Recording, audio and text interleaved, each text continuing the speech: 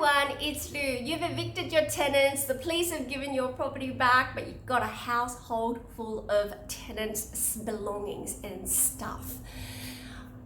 In this video, I am going to show you what you need to do. Okay, so my name is Lou and I am on a mission to educate landlords. So in this video, we are going to cover what happens when you've evicted a tenant and there is a household full of stuff. You walk into the property and it is full of furniture and kids' toys and clothes everywhere and, you know, packets of food and even food left in the fridge.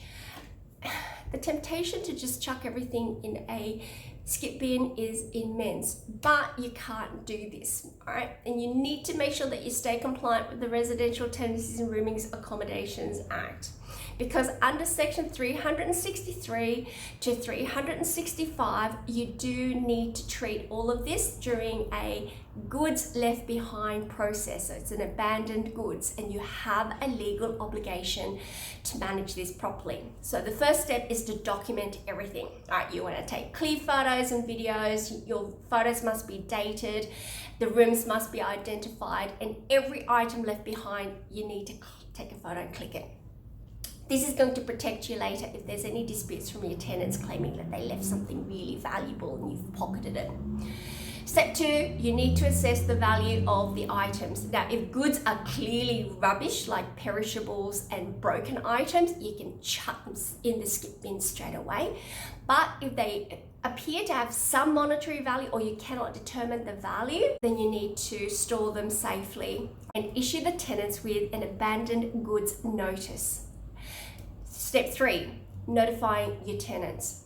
Okay, so you have to send this notice in writing, so whether you do it by post or email, but you have to tell them where the goods are stored and how long they have to collect them. Right? If there is costs to store it, then that is another cost that the tenants have to pay as well. It is 7 days for low value items and it is 30 days for valuable or, you know, items that you can't determine, you know, i.e. sentimental items. During this time, you do have to take reasonable care of those items. You can move them to a garage or a shed or a storage facility, but you cannot use them or you cannot sell them. Okay, so this period has expired, the tenant's long gone, they're not responding to you.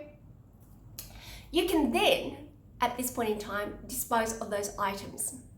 If you do sell them, you must keep a record of what was sold and how much it fetched, as QCAT can request that information later because that will contra your compensation claim. Fines do apply for non-compliance, so be very careful not to mishandle abandoned goods because it can cost you if your tenant claims for compensation down the track. So, in summary, don't rush this process. Follow the legislation, section 363 to 365. Document absolutely everything. Just be methodical and compliant, and this is going to protect you legally from any recourse down the track from your tenants. And if this video has helped you understand how to deal with abandoned goods properly, can you please like, follow and share? I am trying to build enough followers to start hosting live landlord workshops where I will take you through real cases of QCAT and anything property management wise within Queensland using the Residential Tenancies and Roomings Accommodations Act. Let's help more landlords stay compliant and confident together, and I look forward to seeing you in the next video.